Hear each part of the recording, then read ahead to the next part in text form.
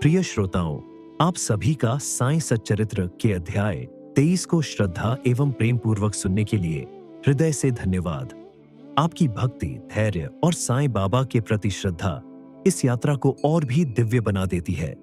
अब हम प्रवेश करेंगे अध्याय 24 में, जहां हमें ज्ञात होगा श्री बाबा का हास्य विनोद, चने की लीला, हेमाडपंत, सुदामा की कथा, अन्ना चिंचणीकर और मौसी बाई की कथा, बाबा की भक्त परायणता। प्रारंभ अगले अध्याय में अमुक अमुक विषयों का वर्णन होगा। ऐसा कहना एक प्रकार का अहंकार ही है। जब तक अहंकार गुरु चरणों में अर्पित न कर दिया जाए, तब तक सत्य स्वरूप की प्राप्ति संभव नहीं। यदि हम निर्भिमान हो जाए तो सफलता प्राप्त होना निश्चित ही है। श्री साईं बाबा की भक्ति करने से ऐहिक तथा आध्यात्मिक दोनों पदों की प्राप्ति होती है और हम अपनी मूल प्रकृति में स्थिरता प्राप्त कर शांति और सुख के अधिकारी बन जाते हैं। अतः मुमुक्षुओं को चाहिए कि वे आदर सहित श्री साईं बाबा की लीलाओं का श्रवण कर उनका मनन करें। यदि वे इसी प्रकार प्रयत्न करते रहेंगे तो उन्हें अपनी जीवन ध्येय तथा परमानंद की सहज प्राप्ति हो जाएगी। प्रायः सभी लोगों को हास्य प्रिय होता है, परंतु स्वयं हास्य का पात्र कोई नहीं बनना चाहता। इस विषय में बाबा की पद्धति भी विचित्र थी। मनोविनोद जब भावपूर्ण होता तो अति मनोरंजक तथा शिक्षाप्रद होता था। इसीलिए भक्तों को यदि स्वयं हास्य का पात्र बनना भी पड़ता तो उन्हें उसमें कोई आपत्ति न होती थी। श्री हेमाडपंत भी ऐसा अपना एक उदाहरण प्रस्तुत करते हैं। चना लीला शिरडी में बाजार प्रति रविवार को लगता है। निकटवर्ती ग्रामों से लोग आकर वहीं रास्तों पर दुकानें लगाने लगते और माल बेचते हैं। मध्याह्न के समय मस्जिद लोगों के ठसाठस भर जाया करती थी, परंतु इतवार के दिन तो लोगों की इतनी अधिक भीड़ होती कि दम ही घुटने लगता था। ऐसे ही एक रविवार के दिन श्री हेमाडपंत बाबा की चरण सेवा कर रहे थे। श्यामा बाबा के बाईं ओर व बामन राव बाबा के दाहिनी ओर थे। इस अवसर पर श्रीमान बूटी साहब और काका साहब दीक्षित भी वहीं उपस्थित थे। तब श्यामा ने हंसकर अन्ना साहब से कहा कि देखो, तुम्हारे कोट की बाहें पर कुछ चने लगे हुए से प्रतीत होते हैं। ऐसा कहकर श्यामा ने उनकी बाह स्पर्शी, जहां कुछ चने के दाने मिले। जब हेमाडपंत ने अपनी बाह कुहनी सीधी की तो चने के कुछ दाने लुढ़क कर नीचे भी गिर पड़े, जो उपस्थित लोगों ने उठाए। भक्तों को तो हास्य का विषय मिल गया और सभी आश्चर्यचकित होकर भांति भांति के अनुमान लगाने लगे, परंतु कोई भी यही न जान सका कि ये चने के दाने वहीं आप कहीं से और इतने समय तक उसमें कैसे फंसे रहे। इसका संतोषप्रद उत्तर किसी के पास न था, परंतु इस रहस्य का भेद जानने को हर कोई उत्सुक था। तब बाबा कहने लगे कि इन महाशय अन्ना साहब को एकांत में खाने की बुरी आदत है। आज बाजार का दिन है और ये चने चबाते हुए ही यहाँ आए हैं। मैं तो इनकी आदतों से भली भांति परिचित हूँ और ये मेरे कथन की सत्यता के प्रमाण है। इसमें आश्चर्य की बात ही क्या है? हेमाडपंत बोले कि बाबा, मुझे कभी भी एकांत में खाने की आदत नहीं है, फिर इस प्रकार मुझ पर दोषारोपण क्यों करते हैं? अभी तक मैंने शिरडी के बाजार के दर्शन भी नहीं किए तथा आज के दिन तो मैं भूल कर भी बाजार नहीं गया। तब उनके खाने की बात तो दूर है।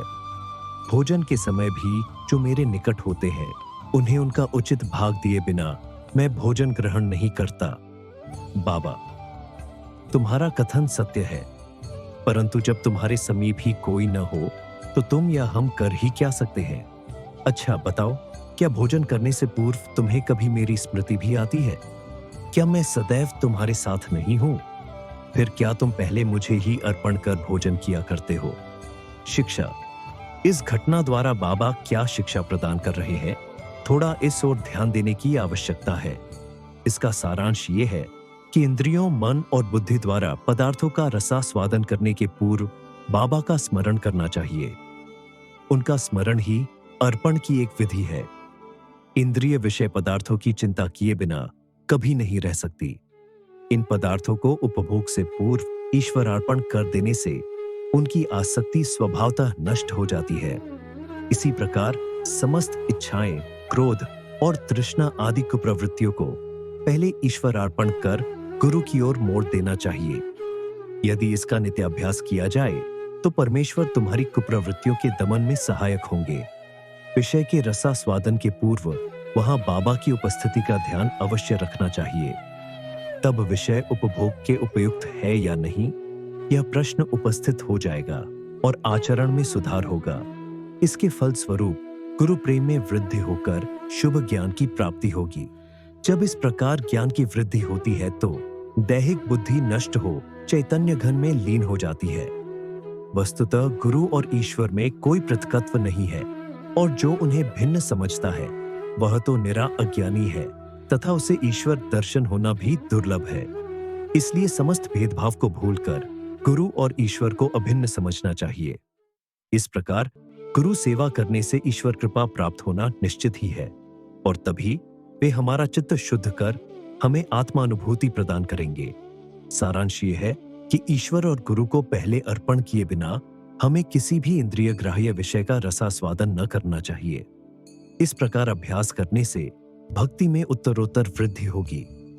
फिर श्री साईं बाबा की मनोहर सगुण मूर्ति सदैव आंखों के सम्मुख रहेगी, जिससे भक्ति, वैराग्य और मोक्ष की प्राप्ति हो जाएगी।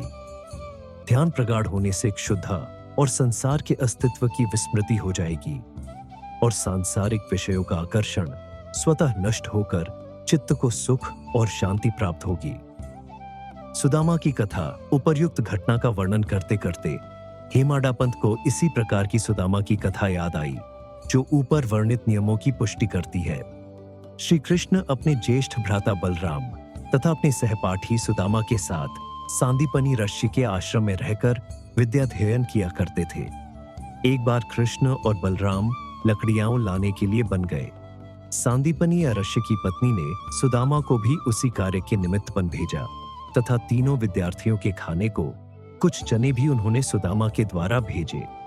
जब कृष्ण और सुदामा की भेंट हुई तो कृष्ण ने कहा, दादा मुझे थोड़ा जल दीजिए, प्यास अधिक लग रही है। सुदामा ने कहा, भूखे पेट जल पीना हानिकारक होता है, इसलिए पहले कुछ देर विश्राम कर लो। सुदामा ने चने के संबंध में न कोई चर्चा की और न कृष्ण को उनका भाग ही दिया।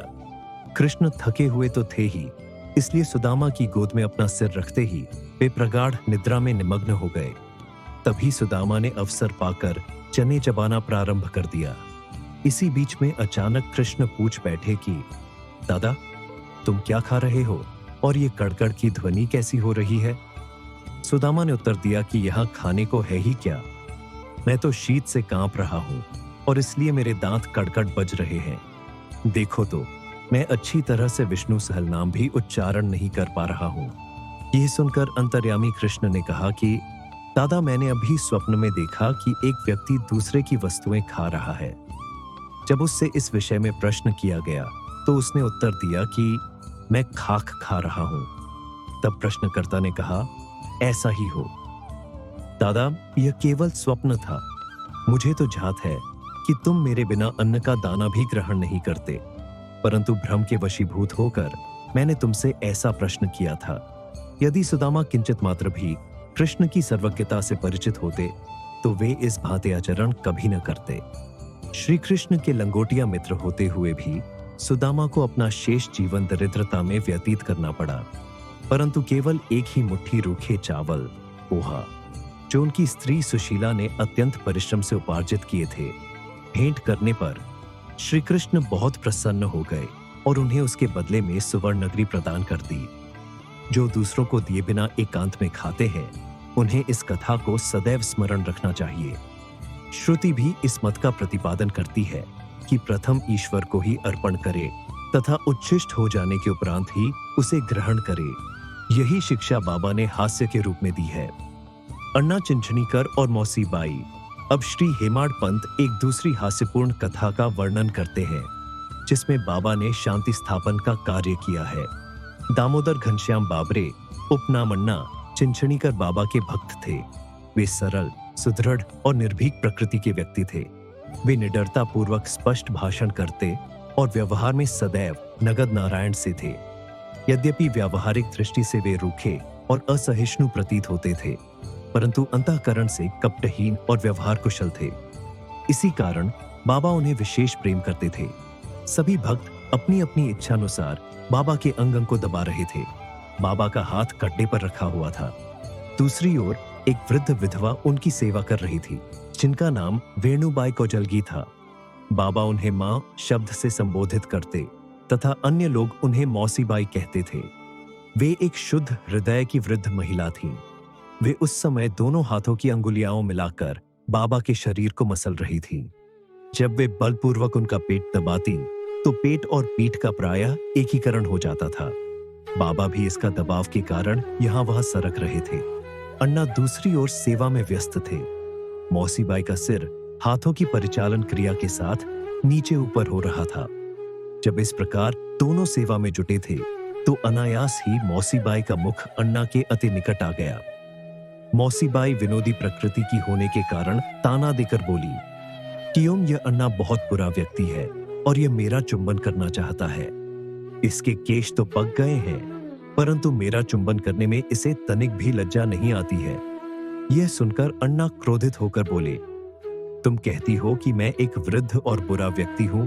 क्या मैं मूर्ख हूं? तुम खुद ही छेड़खानी करके मुझसे झगड़ा कर रही हो।" वहां उपस्थित सब लोग इस विवाद का आनंद ले रहे थे। बाबा का स्नेह दोनों पर था, इसलिए उन्होंने कुशलतापूर्वक विवाद का निपटारा कर दिया। वे प्रेम पूर्वक बोले, "अरे अन्ना, व्यर्थ ही क्यों झगड़ रहे हो? मेरी समझ में नहीं आता कि मां का चुंबन करने में दोष ही क्या है?" बाबा के शब्दों को सुनकर दोनों शांत हो गए और सब उपस्थित लोग भी जी भरकर ठहाका मारकर बाबा के विनोद का आनंद लेने लगे। बाबा की भक्त परायणता, बाबा भक्तों को उनकी इच्छानुसार ही सेवा करने दिया करते थे और इस विषय में किसी प्रकार का हस्तक्षेप उन्हें सहन न था। एक अन्य अवसर पर मौसीबाई बाबा का पेट बलपूर्वक मसल रही थी, जिसे देखकर दर्शकगण व्यग्र होकर मौसीबाई से कहने लगे कि मां, कृपा कर धीरे धीरे ही पेट दबाओ। इस प्रकार मसलने से तो बाबा की अंतड़ियां और नाड़ियां ही टूट जाएंगी। वे इतना की भी न पाए थे कि बाबा अपने आसन से तुरंत उठ बैठे और अंगारे के समान लाल आंखें क्रोधित हो गए। साहस किसे था जो उन्हें रोके? उन्होंने दोनों हाथों से सटके का एक छोर पकड़ नाभि में लगाया और दूसरा छोर पास वाले खंभे को लगा के उससे पेट से धक्का देने लगे। सटका सोटा लगभग 2 या 3 फुट लंबा था। अब ऐसा प्रतीत होने लगा कि वह पेट में छिद्र कर प्रवेश कर जाएगा। लोग भयभीत हो उठे कि अब पेट फटने ही वाला है। अब बाबा अपने स्थान पर दृढ़ हो उसके अत्यंत समीप होते जा रहे थे और प्रतिक्षण पेट फटने की आशंका हो रही थी। सभी कर्तव्य विमूढ़ हो रहे थे। वे आश्चर्यचकित और भयभीत हो ऐसे खड़े थे मानो गूंगे का समुदाय हो। यथार्थ में भक्तगण का संकेत मौसीबाई को केवल इतना ही था कि वे सहज रीति से सेवा शुश्रूषा करें। किसी की इच्छा बाबा को कष्ट पहुंचाने की न थी। भक्तों ने तो यह कार्य केवल सद्भावना से प्रेरित होकर ही किया था, परंतु बाबा तो अपने कार्य में किसी का हस्तक्षेप कणमात्र भी न होने देना चाहते थे। भक्तों को आश्चर्य हो रहा था कि शुभ भावना से प्रेरित कार्य दुर्गति में परिणत हो गया और वे केवल दर्शक बने रहने के अतिरिक्त कर ही क्या सकते थे। भाग्यवश बाबा का क्रोध शांत हो गया और सटका छोड़कर वे पुनः आसन पर विराजमान हो गए। इस घटना से भक्तों ने शिक्षा ग्रहण की कि अब दूसरों के कार्य में कभी भी हस्तक्षेप न करेंगे और सबको उनकी इच्छानुसार ही बाबा की सेवा करने देंगे।